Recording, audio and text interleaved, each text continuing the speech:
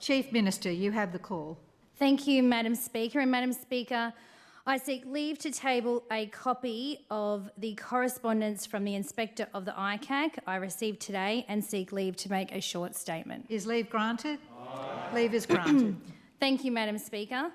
On the 20th of June 2024, then Chief Minister Eva Lawler advised the Legislative Assembly that she had referred workplace allegations within the Office of the Independent Commissioner Against Corruption to the Commissioner for Public Employment for investigation.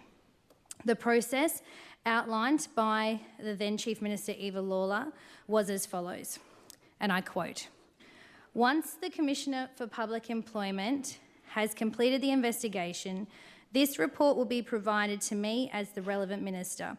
On receipt, I will refer the findings to the ICAC Inspector for him to consider and to determine whether the findings of the investigation warrant further action in line with the Inspector's jurisdiction under the ICAC Act." End quote. On Wednesday, the 7th of May 2025, I received the report titled Confidential Report for 𝙍𝙀𝙇𝙀𝙑, Commissioner for Public Employment in the matter of the Independent Commissioner Against Corruption, Michael Riches. That's the title, from Commissioner Hrwood, and immediately provided it to the Inspector of the ICAC. Last Friday, I made a public statement and indicated that upon completion, the Inspector's report will be tabled in the Parliament. Madam Speaker, today the Independent Commissioner Against Corruption tendered his resignation, which was accepted by the Administrator, effective this Thursday, 15 of May 2025. The Inspector of the ICAC has subsequently written to me today, and that is the correspondence that I have just tabled in the Parliament. The Inspector informs me in his letter that he has exercised his discretion under the Act to terminate the investigation as it is no longer in the public interest and an unnecessary expenditure of territory resources.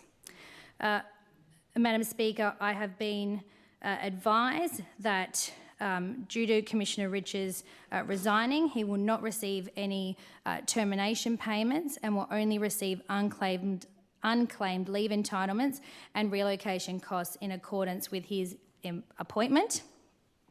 Now that the Inspector has resolved his investigation as per the letter I've just tabled, I have today requested that the Commissioner for Public Employment to necessitate sufficient redaction of the report to allow for privacy and confidentiality concerns to be allayed so that the confidential report can be published on the OCPE's website. Madam Speaker, as I've said in the past, and I will say again this evening, as a new government, we certainly share the community's frustration with the length of time that this entire process has taken. There will need to be next steps, of course, in respect to the ICAC, and we remain committed to having a strong integrity body in the Northern Territory, and we'll take the time to work through what those next steps look like. Thank you very much, Madam Speaker.